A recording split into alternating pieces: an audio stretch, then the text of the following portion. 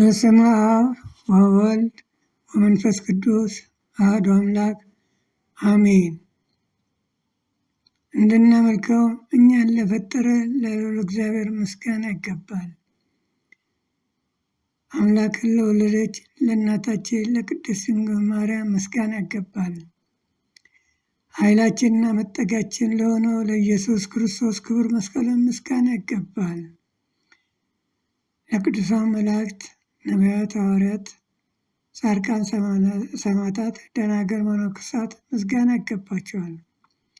ኢትዮጵያ የሥላሴ የክብራቸው መገለጫና መመስገኛ ምድር፣ ኢትዮጵያ ርስተ ድንግል ማርያም፣ ኢትዮጵያ የዓለም ብርሃን፣ ኢትዮጵያ የዓለሙ ገዢ አሜን። እንደምን ሰነበትክ አቶ ብሩክ? እንደምን ሰነበታችሁ መላ ኢትዮጵያ የዓለም ብርሃን ቤተሰቦቼ፣ በውጭም በሀገር ውስጥ ያላችሁ። እኔ አጋዕዝተ ዓለም ቅድስት ሥላሴ ጽዋ ማህበር የሆንኩኝ ተክለ ዮሐንስ ደህና ነኝ። ምስክርነት የምሰጠው ከዚሁ ከአዲስ አበባ ነው። ያየሁትም የህልም ምስክርነት በ2018 ህዳር 10 ቀን ነው። ህዳር 10 ቀን ከሰዓት በኋላ ፈጽሞ መብራት አልነበረም። ይመጣል ብለን ስንጠባበቅ መሸ። ማምሻውንም አልመጣም። ጸሎቴን አድርሼ ወደ መኝታ ቤት ሄጄ ገረም ብዬ ስጠባበቅ በ5 ሰዓት ስመለከት መብራቱም አልመጣም። በ7 ሰዓት ከሩብ ተነስቼ ስመለከት መብራቱ አልመጣም። በ8:20 ነቅቼ ስመለከት መብራቱም አልመጣም። በዛው ትንሽ ጋደም ብዬ አሸልቦኝ እያለሁ ከአዲስ አበባ ከተማ ወጣ ብለን የሚሄድ ይመስለኛል። ወጥቼ ወደ አዲስ አበባ ተመልሼ ለመምጣት ስል መኪና አጣለሁ።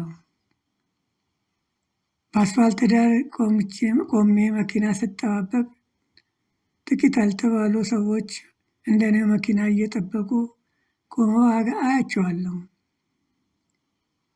ከጥቂት ጊዜ በኋላ አንድ ሚኒባስ ትመጣለች። እሷ ውስጥ ለመግባት ሁላችን ስንሻማ እንደምንም ብሎ ተሽከራድሞ አንድ ሚሊተሪ ልብስ የለበሰ ወታደር በመኪና ውስጥ ገብቶ ይሄዳል። እኛም ዛሬ እዚህ ማደራችን ነው፣ ምን አይነት ክፉ ቀን ነው እያለን እርስ በርስ እንነጋገራለን።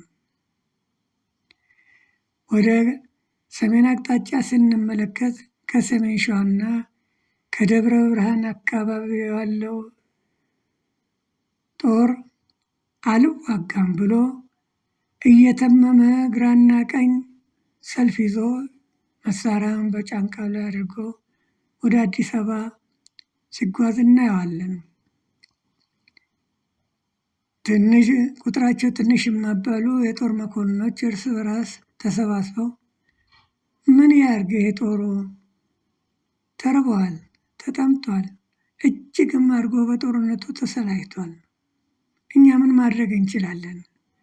መንግስት አንድ ውሳኔ መወሰን ካልቻለ ጦሩ እንደሆነ መዋጋት አይፈልግም እያሉ ይነጋገራሉ። አንድ ከፍተኛ የጦር ጀነራል በብስጭትና በንዴት ላይ ሆኖ ወዴት ነው የምትሄዱት? እናታችሁ ማህፀን ልትገቡ ነው የምትሄዱት? ችግሩ እንደሆነ በደረሳችሁበት ቦታ ይመጣል። ለምን እናንተ አትዋጉም? እኔ የበላይ አካል ዘንድ ደርሼ መጥቼ እርምጃ እስከምወስድ ድረስ ተዋጉ፣ እዚህ ቆዩ ይላል። እርምጃ ማለቱ አልዋጋም ባሉ ሰራዊት ላይ እርምጃ ለመውሰድ ያለ ይመስለኛል። ማንም የጦር አባል ግን ሊሰማው ፈቃደኛ አልነበረም እና ዝም ብሎ ይተማል። በእንዲህ ሁኔታ እያለን መንገዱ አንድ ከፍተኛ የሆነ በፍጥነት የሚሄድ መኪና ኡራል የሚባል የጦር መኪና እየተሽከረከረ ከአዲስ አበባ ወደኛ አካባቢ ይመጣል። ሁኔታው እጅግ በጣም ስላስፈራኝ ፍጥነቱ መንገዱን አቋርጬ በስተደቡብ አቅጣጫ ባለ አጥር ስር ተጠግቼ ስመለከት አስፋልቱ መሃል ቆሞ ወታደሮች እንዲቆም ይጠይቁታል። እንደምንም ብሎ ታግሎ መኪናውን ያቆማል። በመኪናው ላይ ወታደሮቹ ተሳፍረው ይሄዳሉ። እኔም ተመለሼ መኪና ወደምጠብቅበት ስፍራ ቆሜ እያለሁ አንድ የኢትዮጵያ የዓለም ብርሃን ቤተሰብ የሆነ አገኛለሁ። እሱም ነገር ሁሉ አበቃቃ አይደለም። ያው ጊዜው የተባለው የተፈራ ሰዓቱ ደረሰ። እኛ ሰልችቶንና ጊዜው ረዝሞብን ነበር እያል ስንጨዋወት አንድ ስሙ ዮናስ የሚባል የእናታችን የቅድስት ማርያም የጽዋ ማህበር እና አመራር የሆነ መጥቶ ሰላምታ ይሰጠንና አያችሁ ነገር ሁሉ አበቃቃ፣ የተባለው ጊዜ እኮ ደረሰ። እኛ ተሰላይተንም ሰልችቶንም ነበር። ጊዜው ደረሰ፣ አያችሁ፣ ተመለከታችሁ ይለናል። እና በሎ የኢትዮጵያ የዓለም ብርሃን ቤተሰብ የሆነው መታወቂያችሁን አምጡ ይለናል። እኔም አልያዝኩም እለዋለሁ። እሱም ሄደ ከቤት አምጣ ይለኛል። ያለ ገና አውጥቶ ይሰጠዋል። እኔም አስፋልቱን አቋርጬ እየሮጥኩኝ ወደ ቤቴ መታወቂያ ለማምጣት ሲሄድ አንድ የማውቀው የጦር መኮንን ይመስለኛል። ወዴት ነው የምትሮጠው ይለኛል። እኔም መታወቂያ ለማምጣት እለዋለሁ። እሱም የምን መታወቂያ ይለኛል። የኢትዮጵያ የዓለም ብርሃን ቤተሰብ መታወቂያ ነው የማመጣው እለዋለሁ። አንተስ ለምን አታመጣም እለዋለሁ። እሱ እኔ የኢትዮጵያ የዓለም ብርሃን ቤተሰብ አይደለሁ፣ መታወቂያውም የለኝም፣ አልተመዘገብኩም ይለኛል። ሮጬ ሄጄ በሩን ከፍቼ ከመሳቢያ ውስጥ የኢትዮጵያ የዓለም ብርሃን ቤተሰብ የሆነው መታወቂያን ይዤ ስወጣ በሰሜን አቅጣጫ ከሰሜን ሸዋና ከደብረ ብርሃን አካባቢ ነዋሪው ሕዝብ ግልብጥ ብሎ እቃውን በየመኪና ላይ ጭኖ ግማሹን በትከሻው ተሸክሞ እየተሰደደ ወደ አዲስ አበባ የሚመጣ ይመስለኛል። ሰራዊቱ ከፊት ፊት፣ ሕዝቡ ከኋላ ተከትሎ ሻሽ መስሎ እየተጓዘ ወደ አዲስ አበባ ሲሰደድ ስመለከት ነቃሁኝ። መላ ኢትዮጵያ የዓለም ቤተሰብ የሆናችሁ እናት አባቶቼ፣ ወንድሞቶቼ፣ በመጨረሻው ሰዓት ሰራዊቱ እምቢ አልዋጋም ብሎ እንደሚያመፅና ህዝቡም ስደት እንዳለበት የሚያስገነዝብ ነው።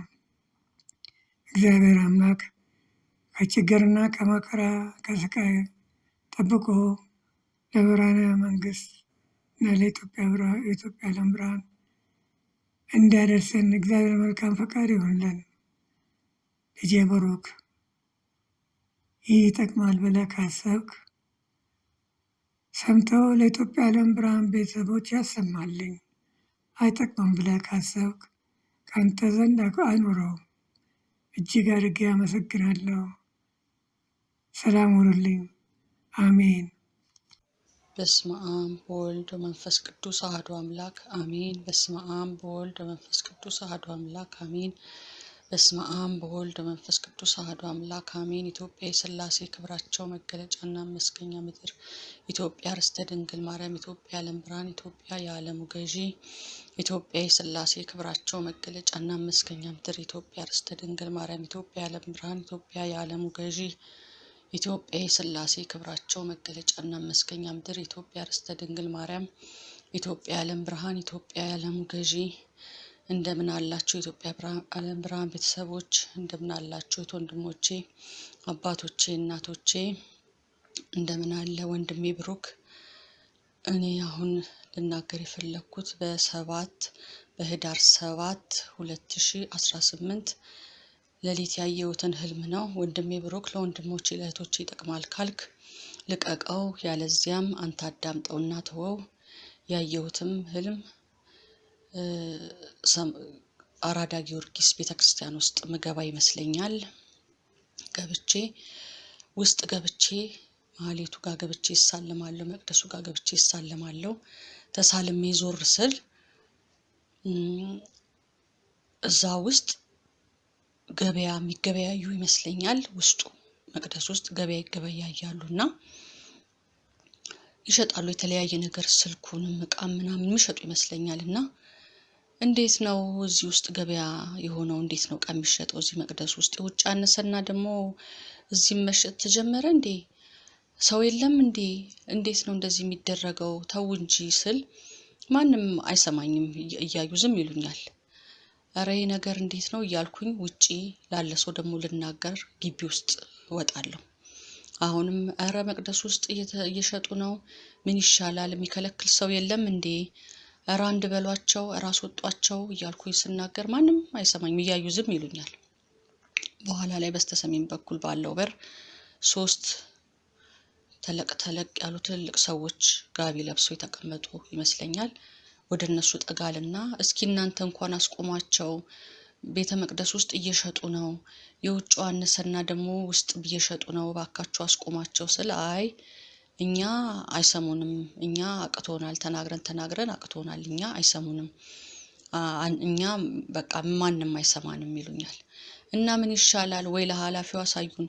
እኔማ ይህን ነገር ሳልናገር አልወጣም፣ ለአስተዳዳሪውን አሳዩኝ።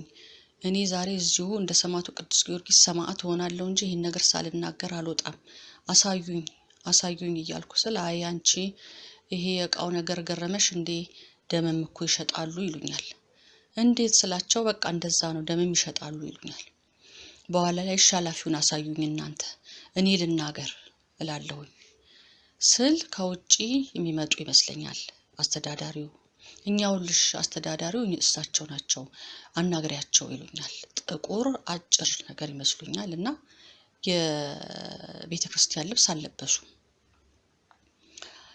የለበሱት ዝም ብሎ ይሄ ረዘም ያለ ሱፍ ነገር ነው የለበሱት። የወሎት ቤተ ክርስቲያን ውስጥ መቅደስ ውስጥ ንግድ ይዘዋል፣ እየሸጡ ነው እና እንደው ቢያስቆሟቸው ብዬ እነግራቸዋለሁ። ምንም መልስ አይሰጡኝም። አሁንም ያልሰሙኝ ይመስለኝና ጠጋ ብዬ እነግራቸዋለሁ። አስቆሙ እየሸጡ ነው ስላቸው መልስ አይሰጡኝም።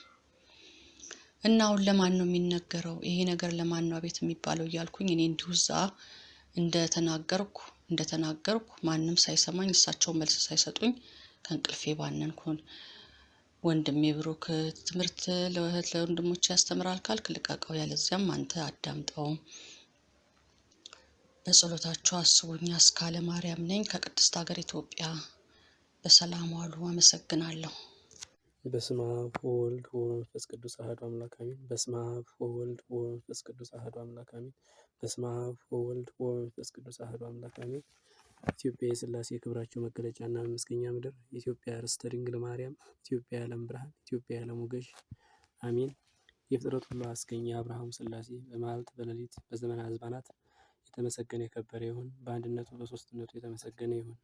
ከሦስቱ አካላት አንዱ አካል እግዚአብሔር ወልድ የሰው ልጅ ለማዳን ከወደቅንበት ከጠፋንበት ለማዳን ከሰማያ ሰማያት ወርዶ ከድንግል ማርያም ተወልዶ ከድንግል ማርያም ከስጋዋ ስጋ ከነፍሷ ነፍስ ነስቶ ሰው የሆነ ትንቢተ ነቢያትንና የሰው ልጅ መከራ ለመባረክና የትሕትናን ጉዞ ወደ ግብጽ የተሰደደ በ30 ዓመቱ በጥምቀቱ ልጅነትን ያጎናጸፈን እና የዕዳ ደብዳቤያችን ያጠፋልን በጥምቀቱ ማግስት የቤተ ክርስቲያን ስርዓት በተግባር ያሰራልን በ33 ዓመት በፈቃዱ በአይሁድ እጅ ራሱን ስለ ሰው ልጅ አሳልፎ በመስጠት የአዳምን ጽዋ የተቀበለ በቀራንዮ መስቀል ላይ ስጋውን የቆረሰ ደሙን ያፈሰሰ ነፍሱን በስልጣኑ የለየ ወደ መቃብር በመውረድ ለ5500 ዘመን የጠፋውን የሰው ልጅ ለአዳም በገባለት ቃል ኪዳን መሰረት ወደ ሲኦል ወርዶ ሲኦልን ባዶ ያደረገ የሰው ልጅን ከባርነት ነፃ ያወጣ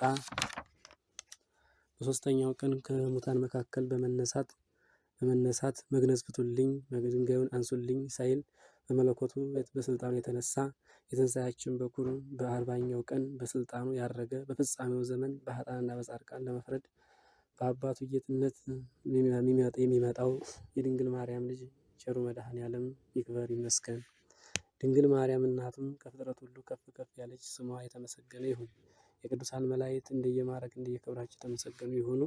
የቅዱሳን ነቢያት፣ ሐዋርያት፣ ሰማዕታት፣ ደናግላን፣ መነኮሳት የተመሰገኑ ይሁኑ። ሰላም ውድ ወንድሜ ብሩክ እንዴት ነህ? እንዲሁም የኢትዮጵያ የዓለም ብርሃን ቤተሰቦች በሀገር ውስጥም በሀገር ውጭም ያላችሁ ሰላም ናችሁ? ወንድሜ ብሩክ በመጀመሪያ ሁላችሁንም የኢትዮጵያ የዓለም ብርሃን ቤተሰብ ይቅርታ ጠይቃለሁ።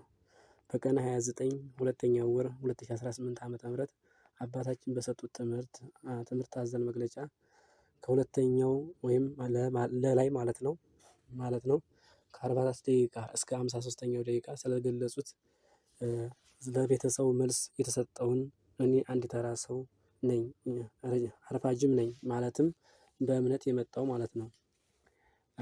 ሐምሌ 27 እሁድ ቀን በአንድ የኢትዮጵያ ዓለም ብርሃን ቤተሰብ ቁጭ ብለን ስለ ቤተሰቡ ፈተና ተነሳ እና በተለይ በመማክርቶች ያለውን ፈተና በጣም የበረታ መሆኑ የታወቀ ነው። ግን ደግሞ የነቁት ውስኖች ናቸው እና እኔ ከፊታችን ፍስረታ ጾም ቀርባለች። ምን መጠየቅ እንዳለብኝ ገና ከጥር ከመጋቢት ከሚያዝያ ጀምሬ ያሰብኩት አለ በግሌ ጉዳይ ማለት ነው። ነገር ግን ይህ የቤተሰብ ፈተና ውስጥ የገባ እኔ ደግሞ ከአባቶች በተረዳሁት የጥላትን የተንኮልና የሴራ ወጥመድ በትንሹ አውቃለሁ፣ ተጠቅሜበትም አለሁ እና ይህን ፈተና ትዕቢት፣ አውቃለሁ ባይነት ለሌላ ሰዎች ፈተና በመሆንም እና ደግሞ በበሽታም የተያዙ ቤተሰቦች ጥቂቶች አይደሉምና እኔ ይህን ስሰማ የራሴን ጉዳይ ትቼ ይህንን ተንኮለኛ በአባቶች ቃል ኪዳን በመላእክቶች እርዳታ አጋዥ አድርጌ መጸለይ እንዳለብኝ አስብኩ ማለት ነው። ፍስረታ እስከምደርስ አልጠበቅኩም። በነገታው ወይም ደግሞ በሰኞ በ28 ማለት ነው በ11ኛው ወር 2017 ዓ.ም ጀመርኩ ማለት ነው። እግዚአብሔር ይመስገን ከእኔ መኖሩን የማውቀው እምነት እንዳለኝ ነው። እምነት እንዳለኝ ብቻ ነው። ምክንያቱም ያን ነገር ያደረኩት በእምነት ስለሆነ እግዚአብሔር ይችላል ያደርግልኛል፣ ወይም ደግሞ እሱ የሚሳነው ነገር የለም። በአባቶች ዘመን ሲሰራ ስላየሁኝ፣ በእናቶች ላይ ሲሰራ ስላየሁኝ እኔም የማያደርግም ወይም ደግሞ የማያደርግም ብዬ አልጠራጠርም ማለት ነው። አምላኬ ሆይ ብዬ ተማጸንኩኝ። ይህን ቤተሰብ የጠራህን ልታድነን ልታሻግረን ነው። እኛም በቃልህ ታምነናል፣ ስምህንም ሰንቀን ዓመታትን ተሻግረናል። ብዙ ፈተናዎችንም አሳልፈህናል። የጠላት ተንኮል ቢበረታብንም በአንተ ግን ምንም ነው። አምላኬ ሆይ በተንኮል ለመጣህ ምንም አልልም፣ ፍርዱ ያንተ ነው። ነገር ግን በየዋህነት በእምነት ለመዳን የመጣነውን ልጆቼን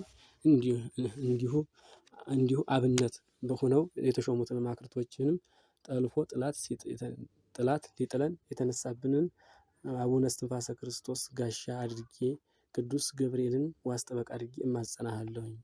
ከዚህ ላይ እኔ የጀመርኩት የአቡነ እስትንፋሰ ክርስቶስን ገድልና የሊቀ መላእክት ቅዱስ ገብርኤልን መልኩን ይዤ ነው ማለት ነው። ማለት ሌሎቹ የጸሎት መጽሐፍቶች እንዳሉ ማለት ነው የጀመርኩት። እነሱን እንድታመሰግኑልኝ እና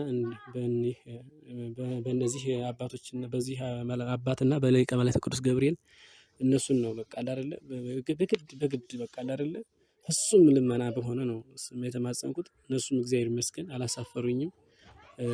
በግልጽ ነው እነሱም በቤተሰቡ ላይ ስራ ሲሰሩ ያየኋቸው ማለት ነው። እና በእኔ እንዳልሆነ ለማሳሰብ ማለት ነው እወዳለሁ። ከወዲሁ ነው መልስ መጣልኝ ወዲያው ማለት ነው። በርታ አይነት ወዲያው ፍስረታ ገና ሳይገባ ያ ማለት 28 29 ገና 30 ላይ ባለውበት ማለት ነው። በህልሜ ከተራራ ስር ታላቅ ባህር አለ። ከባህሩ አጠገብ ገደል አለ። ከገደሉ አፋፍ ላይ ለዓላማ የተመረጡ ሰዎች አሉ። መውጣት አይችሉም። ወደ ባህሩ ነው አቅጣጫቸው። ያስፈራል። በቃ ምንም የተያዙ ናቸው። ምንም መንቀሳቀስ አይችሉም። እጅ እግራቸው ለምናቸው ሁሉ በቃ ምንም የሚደርስላቸው የጠፉ ሰዎች ማለት ነው። ከዚያ እኔ ከፊት መልአኩ ቅዱስ ገብርኤል ከኋላ እየጠበቀኝ ወደዚያ ባህር እነዚያን ለማውጣት ሄድኩ ማለት ነው። ሲሄድ ከባህሩ አካባቢ ጥቁር ሰው ገጠመኝ። እነዛን አትወስድም በሚል ማለት ነው። በጣም አሳመመኝ። ስሜቱ ከተነሳው በኋላ ራሱ በጣም ነው የተሰማኝ። ከዛ ገጠምኩ ማለት ነው። ሁለት ጊዜ ጣለኝ። በደንብ አድርጎ በጣም ነው የመታኝ። በሶስተኛው ግን እንዳይነሳ አድርጌ እኔ በእግዚአብሔር ኃይል ጣልኩት ማለት ነው። ምንም እንዳይነሳ በቃ አይደለ ጭርስ ነው ያደረኩት ማለት ነው። ይህ የሆነው ከመጀመሪያ ነው። አይ እግዚአብሔር አምላክ በርታ ሲለኝ ነው ብዬ ቀጠልኩበት ማለት ነው። ከዛ እኔም ጸሎቴን ቀጠልኩኝ። እግዚአብሔር ሆይ እኛ እኮ የተሰጣ ስጦ ማለት ነን። ማንም ሲያልፍ ሲያገድም ትንሹም ትልቁም የእምነት ያለውም የሌለውም የእምነት ድርጅትም ፖለቲከኛ መንግስትም ይዘልፈናል። ይዘልፈናል፣ ያሳድደናል። ስለዚህ አምላኬ ሆይ እስራኤልን ምንም ቢያሳዝኑህም በበረሃ አልተውካቸውም። እናም በሀገራቸው ጠላት በዘመናት በተነሳ ጊዜ እነ ዮዲትን እነ አስቴርን እነ መርዶክዮስን እና ሌሎችንም የእምነት አባቶችን አስነስተህ ከሕዝብህን ታድገሃል። አሁንም እኛን የኢትዮጵያ ዓለም ብርሃን ቤተሰብንም ታድነን ዘንድ እማጸናሃለሁኝ። አምላኬ ሆይ ከጥልቁ ቦታ ስታወጣ እኔ ታናሽ ባሪያህ በዘመኑ አይቻለሁኝ። እናማ እኛ የታማመንነውን በቃል ኪዳን የጸናነውን አንተን ተስፋ አድርገን የወጣነውን በአባቶች ቃል ኪዳን የታመንነውን ልጆችንማ ሜዳ ላይ አትጥለንም እባክህን። አንዳንዴ በተንኮለኛ ጥላት በተንኮለኛ ባለማወቅም ከእናት ከአባት በመጣ በዛር መንፈስ ፈተናም እንዲሁም በራሳችን ባለማወቅ በጎተተነው ወጥመድም ተጠምደን ስንጠፋ ዝም አትበለን አምላኬ ሆይ። ስለማናውቅ እኮ ነው ያንን ፈታኛችን ባለመለየታችን ነው። እና እባክህን አምላኬ ሆይ አድነን፣ ማዳን አይሳንህምና ብዬ ተማጸንኩ ማለት ነው። እና ሌሎችንም መማፀኛ ጸሎቶችን ቀጠልኩ ማለት ነው። ያሰብኩት እኔ ሱባኤውን ወይም ደግሞ ጸሎት ለመጨረስ ያሰብኩት እስከ 16 ነበረ፣ ግን 14 ላይ ነው ያቆምኩት። መቀጠል አልቻልኩም፣ በጣም ደከምኩ ማለት ነው። ግን እግዚአብሔር ይመስገን እሱ ባለቤቱ ይበቃሃል ሲለኝ ነው። ምክንያቱም መልሱም የመጣው በዛው በ14 እንደጨረስኩ ነው የመጣልኝ ማለት ነው። ይህንን ነው ባለመናገሬ ይቅርታ የምጠይቅ ያልኳችሁ። ከእንግዲህ በኋላ እነግራችኋለሁ ማለት ነው። ምክንያቱም ለሁሉ ቤተሰብ መልስ የሚሆነው ይሄ ነው። ከእንግዲህ በኋላ ያለው የመጣው መልስ ነው ማለት ነው። ህልሙ እንዲህ ነው። ወቅቱ እህል የሚሰበሰብበት የህዳር ወቅት ይመስላል። የካሬ ልኬት ወይም ደግሞ የመሬት ልኬት ባላቅም በሆነ መሬት ላይ ብዙም ትልቅ ያለ አይደለ ትንሽም አይደለ ትንሽም አይደለ በሆነ መሬት ላይ የስንዴ ማሳ አለ ማለት ነው።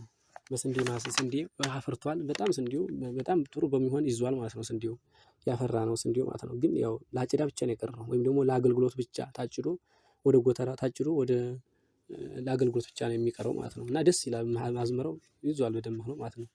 እና ያንን ስንዴ ማሳ መልአኩ ቅዱስ ገብርኤል መሃል ላይ ሆኖ ይጠብቃል። ከዛ እኔ በዳር ላይ ሆር ላይ በኩል ነው ያለሁት። ማሳው ትንሽ ረባዳነት እንትን አለው ከፍታና ዝቅታ አለው ማለት ነው።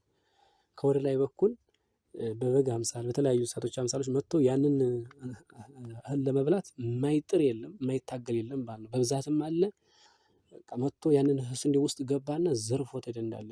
ከዛ ዘርፎ ሲሄድ ግን በአፋቸው ምንም አልያዙም። ሄድኩና አስወጣኋቸው። እኔ ሄጄ አስወጣኋቸው። ግን ሲወጡ የረጋገጡት የወደቀ የተሰባበረ ብዙ ነው ያለው። የተሰባበረ ማለት ብዙ በትንሹ ማለት ነው። ከዚያው መካከል ላይ ማለት ነው። ብዙ ሳይሆን አልፎ አልፎ ነው ያለው ማለት ነው። ከዛ እነዛን በደንብ አድርጌ ያባረርኳቸው። የያዙት በአፋቸው የነከሱት ነገር የለም ብቻ የረጋገጡትና እንዲህ አንድ ሙጅርፍ ያደረጉት ብቻ ነው ያለው ማለት ነው። በኋላ እነሱ በደንብ አድርጌ ላቅ አድርጌ ያባረርኳቸው ማለት ነው። ከዚያ የተሰባበረውንና የተረጋገጠውን ማለት ነው ቅዱስ ገብርኤል መጥቶ ሰበሰበውና በደንብ አድርጎ ሰብስቦ በአንድ አድርጎ ሰብስቦ ይዞ ሲሄድ አየው ማለት ነው። ሰብስቦ ይዞ ሲሄድ አየው። ከዛ እኔም ነቃሁ ማለት ነው። እና ከዚህ ላይ ትርጉም ምንድነው? እኔ የተረዳሁት አንደኛ ወሩ ሂዳር አይደለም የቤተሰቡ ነው። ቤተሰቡ ለመጨረሻ ላይ እንደደረስን እግዚአብሔር አምላክ የገባልን ቃል ኪዳን ሊፈጽምልን ሁላችንም ለፍሬ የምንበቃበትን እና ያ የተገባልን ቃል ኪዳን ውጤት ላይ እንደደረስን የሚያመለክት ነው እንጂ ሂዳር አይደለም። ሂዳር ጋር እንዳታገናኙብኝ። ከዚያ ሲቀጥል ደግሞ ትርጉሙ ደግሞ በበነገታው ነው። እኔ ትርጉሙ እኔ ባልተረጉምም ግን ራሱ ተረጎመልኝ በበነገታው። በበነገታው ምንድነው? ቁጭ ካልኩበት እኔ ምንም በቃ እንደ ተራ ሰው ነኝ። አንድም በእምነት እንደ መምጣቴ ዝም ብዬ ቁጭ ካልኩበት ነው ደውለው እንዲህ አሉኝ። እኔ እኮ አልሄድም ከዛ ቦታ ላይ ግን የኛ ቤተሰብ ሞተ ምናምን ብለው ነገሩኝ ማለት ነው። ብዬ እኔም ተረዳሁ ማለት ነው። ይሄ ነገር ማለት በቃ በእምነት በዚህ ይሄ መንፈሱ የረጋገጣቸውን መንፈሱ የጎዳቸውን ሰዎች እግዚአብሔር አምላክ አያስወጣቸውም፣ አያማርሩም። ቢያማርሩም እንኳን እግዚአብሔር እንትን ቢሉ እንኳን እሱ ይሰበስባቸዋል ወይም ደግሞ የገባላቸውን ቃል ኪዳን አያሳጣንም ብዬ በዚህ ተረጎምኩት ማለት ነው። እና እዚህ ላይ የሚያሳስብ ወደው ምንድነው? እግዚአብሔር አምላክ በዚህ ቤተሰብ ላይ አምነን እስከመጣን ድረስ በእምነት በታማኝነት በቅንነት በቃ የሀገር ፍቅር ይዘን ከመጣን ምክንያቱም አንድ የኢትዮጵያ ዓለም ብርሃን ቤተሰብ ትልቁ መስፈርት የሀገር ፍቅር ነው። እኔ እሱ ስላለኝ ነው ይሄን ነገር ያደረኩት እንጂ የተለየ ነገር ኑሮኝ አይደለም። እና እግዚአብሔር አምላክ አሳልፎ አይሰጠንም ማለት ነው። ምን መከራችን ቢበዛ ምን ሀሰራችን ቢበዛ ማለት ነው እሱ ችግር የለውም። መድኃኒዓለም መጀመሪያ የደረሰበት ዘመን የለም። መጨረሻ ላይ ግን ይደርሳል። ለሰለስቱ ሕፃናት አባታችን እንደነገረው ሲፈረድባቸው ዝም ይሰቀሉ ይቃጠሉ ሲባል ዝም መጨረሻ ላይ ወደ እሳት ሲወረወሩ ግን እግዚአብሔር ደረሰ። አለቀ። እግዚአብሔር መጨረሻ ላይ የሚደርሰው እና የኛ ድርሻችን መጨረሻዋን ታምነን መጠበቅ ነው ያለብን ማለት ነው። ሃይማኖት ማለት ማመንና መታመን ነው። ስለዚህ ያመንነውን ነገር መታመን ግድ ይላል ማለት ነው። ትውልዱ አሁን ዘመን ላይ የሚያምን እንጂ የሚታመን የለም። ስለዚህ ሃይማኖት ደግሞ ሙሉ የሚሆነው ያመነውን ሲታመን ነው እንጂ ማመን ብቻ ሃይማኖት አይሆንም ማለት ነው። ስለዚህ ባመንነው ነገር መታመን ግድ ይላል ማለት ነው። ስለዚህ እኛ የራሳችን ድርሻ ከተወጣን መድኃኔዓለም የድንግል ማርያም ልጅ ቅዱሳን መላእክት እናታችን ቅድስት ድንግል ማርያም እነሱ ደግሞ ድርሻቸው የማይወጡበት ምክንያት የለም ማለት ነው። ምን ሀሳር ቢበዛ ማለት ነው። እና በዚህ እንድንጸና የአንድ ተራ ባሪያችሁ ወንድማችሁ አሳስባለሁ ማለት ነው። እና ከዚህ ላይ ደግሞ አንድ ደግሞ ደስ የሚለው ነገር ደግሞ ምንድነው? እኔ ያንን አልጸለይኩም ምን አላልኩም፣ ግን ጸሎት መልስ ግን መጥቶልኛል። ያ የግል ጉዳይን አብሮ ተመለሰልኝ መጨረሻ ላይ።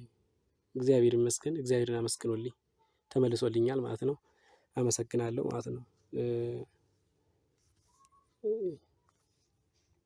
ወንድሜ ብሩክ ያስተምራል ይመክራል ካልክ ሰምተህ ለቤተሰቡ ልቀቀው። አይ ካልክ አንተ ብቻ ሰምተህ ተው። ባጎደፍ አኮላቶ ቅዱሳን መላእክት አንደበት ይታረምልኝ። ኢትዮጵያ የሥላሴ ክብራቸው መገለጫና መስገኛ ምድር፣ ኢትዮጵያ ርስተ ድንግል ማርያም፣ ኢትዮጵያ የዓለም ብርሃን፣ ኢትዮጵያ የዓለሙ ገዥ። ወስብሐት ለእግዚአብሔር ወለወላዲቱ ድንግል ወለመስቀሉ ክቡር አሜን።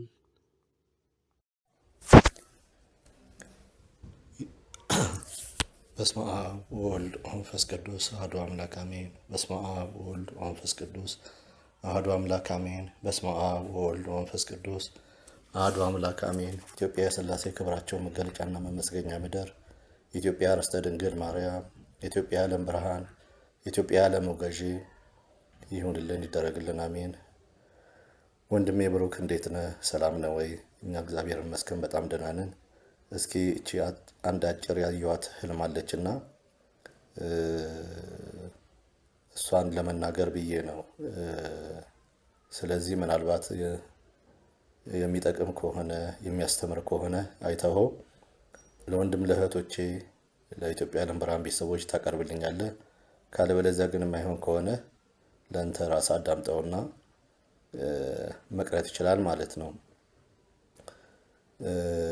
ህልሙን ያየሁት መቼ ነው? ቢያንስ 2 ወር አካባቢ ይሆነኛል። ነሐሴ አካባቢ ነው ያየሁት። ህልም ምንድነው?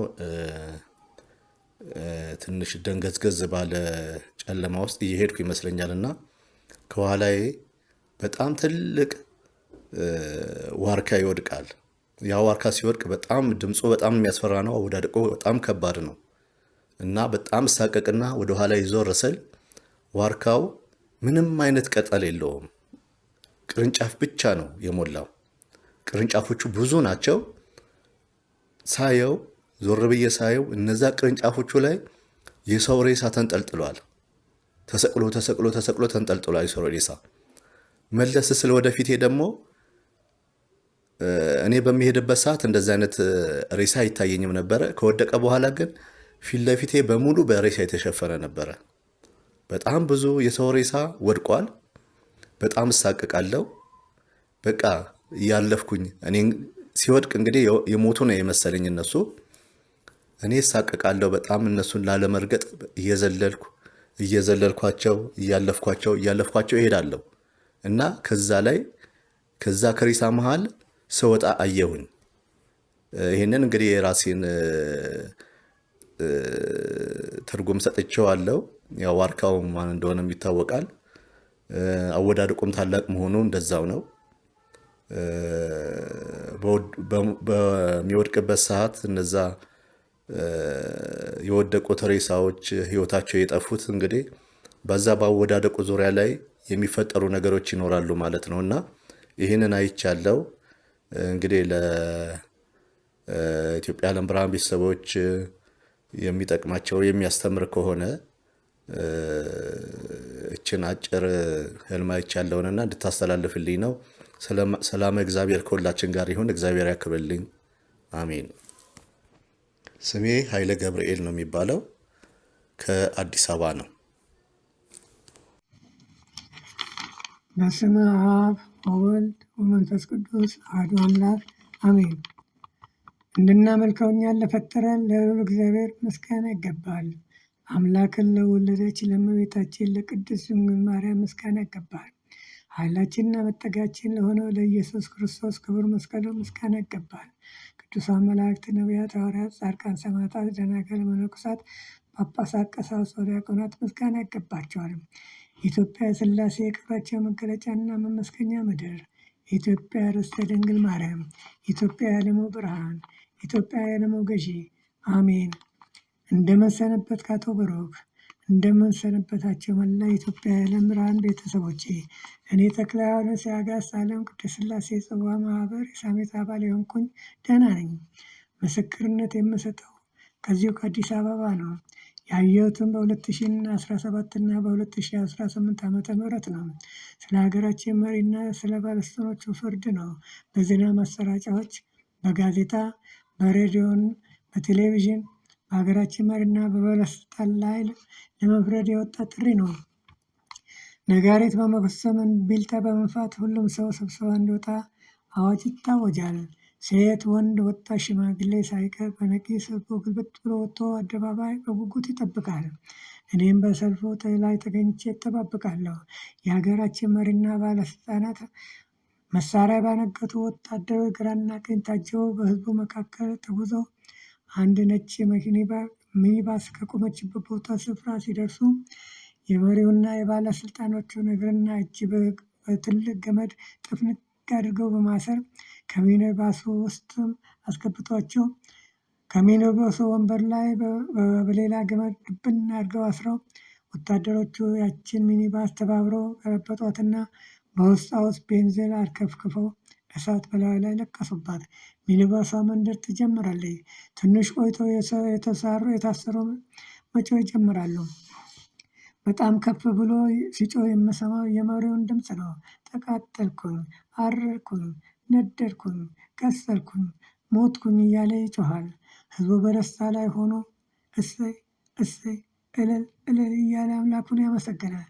ከግማሽ ሰዓት ቆይታ በኋላ ነፍሱ ሳትወጣ አውጣው በቁሞና አእምሮ ተቃጥሎ ተሰቃይቶ ይሙት እያሉ ህዝቡ ሲጮሁ መሪውን ከመኪና ጎትተው ሲያወጡት ሰውነቱ አሮና ከስሎ ፍጹም ሰው አይመስልም ነበረ። 4 እግር ባለው በእንጨት በተሰራ ወሳንሳ ወንበር ላይ ያስቀምጠውት 4 ወታደሮች 2ቱ ከፊት 2ቱ ከኋላ ይዘውት በህዝቡ መካከል ሲሄዱ ህዝቡ በደስታና በሆታ እልል እልል እሰይ እሰይ እሰይ እግዚአብሔር አምላክ ፍርድህን አሳየን እያለ ሲጮህ፣ እሱ ግን በስቃይና በጠር ላይ ሆኖ በቀጥታ አንደበቱ ተቃጠልኩኝ፣ ነደድኩኝ፣ ከበርኩኝ፣ ቀሰልኩኝ፣ ሞትኩኝ እያለ ሲጮህ ተመለከትኩኝ። ህዝቡም እግዚአብሔርን እያመሰገነ እያለሁ ነቃሁኝ።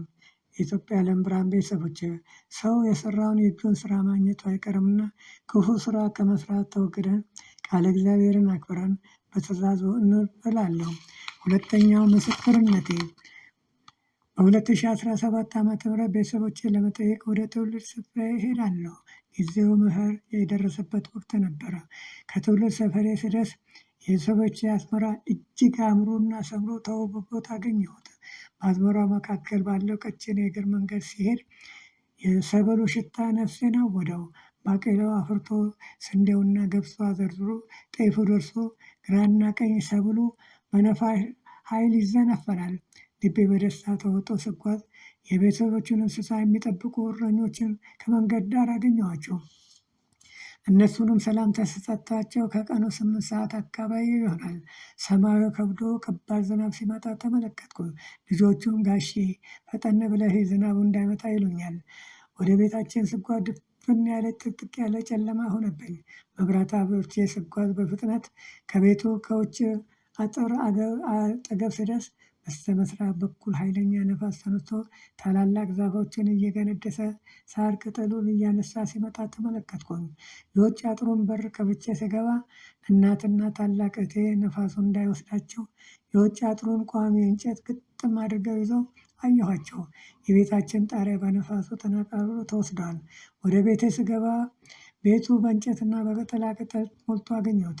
ወደ ማድ ቤት የሚሄደውን በር ለመዝጋት ስሞክር ነፋሱ አላዘጋኝ ብሎ በግዴታ ታግዬ ዘጋሁት።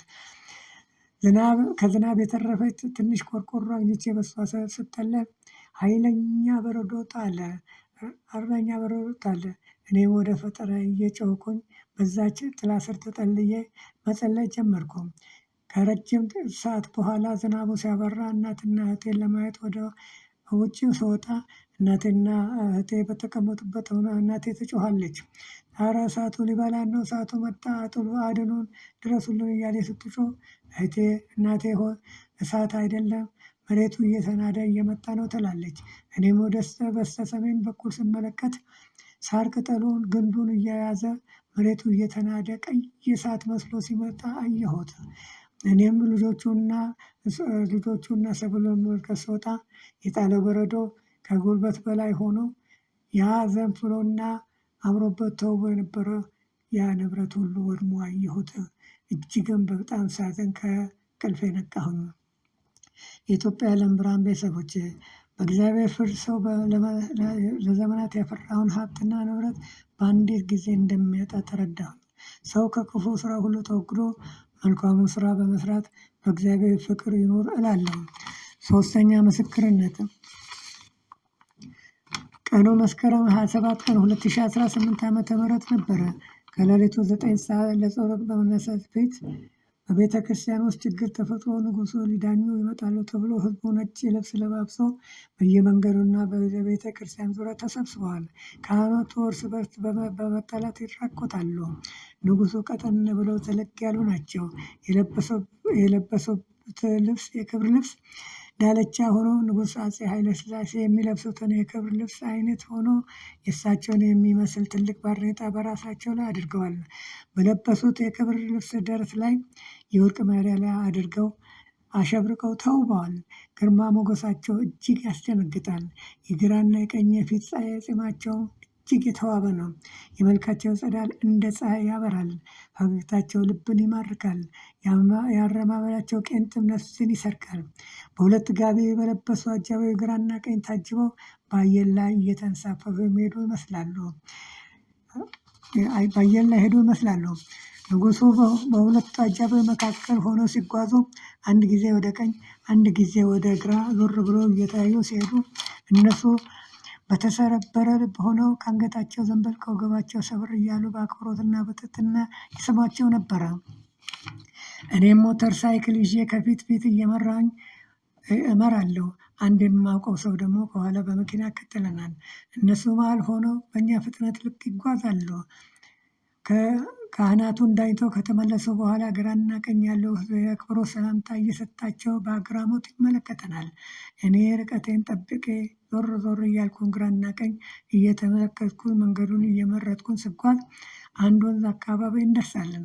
በወንዙ ላይ የተሰራው ድልድይ እንደማሻገረኝ ተረድቼ በስተግራ በኩል ትንሽ ጭቃማ በሆነ መንገድ ወንዙን ተሻግረን አስፋልት አጠገብ እንቆማለን። ልጁ ከመኪና ወርዶ ና ዕቃ እንግዛ ይለኛል።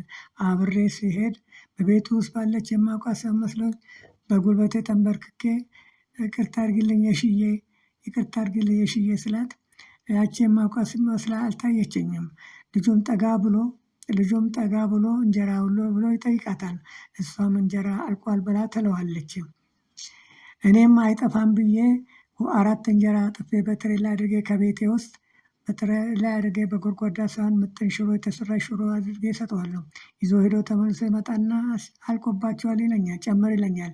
እኔም በድጋሚ 8 እንጀራ ጥፌ በጎድጓዳ ሳህን ያቺ ምጥን ሽሮ አድርጌ እሰጠዋለሁ።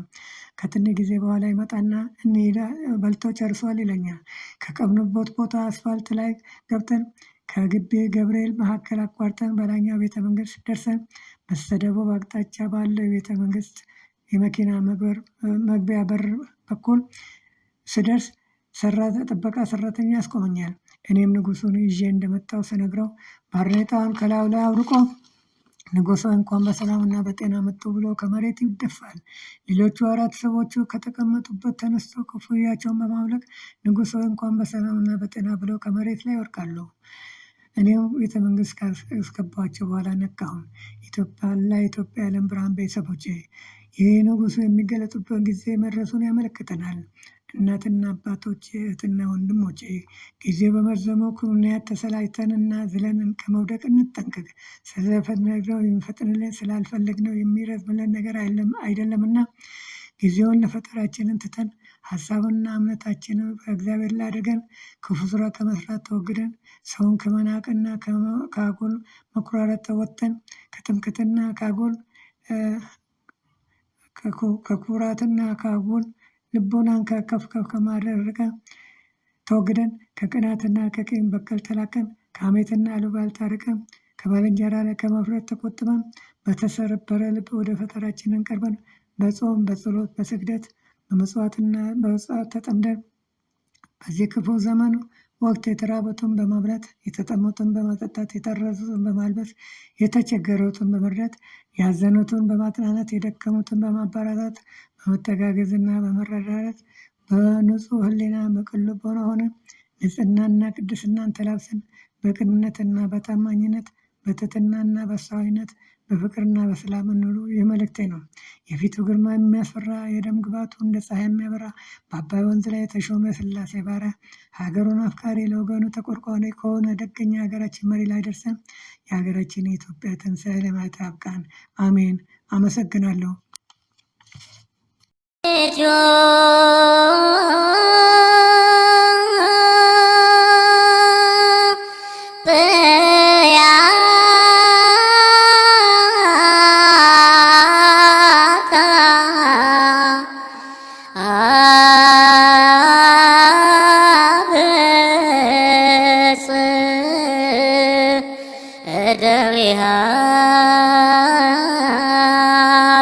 በእግዚአብሔር ነገሥተ ምድር ሰብሕዎ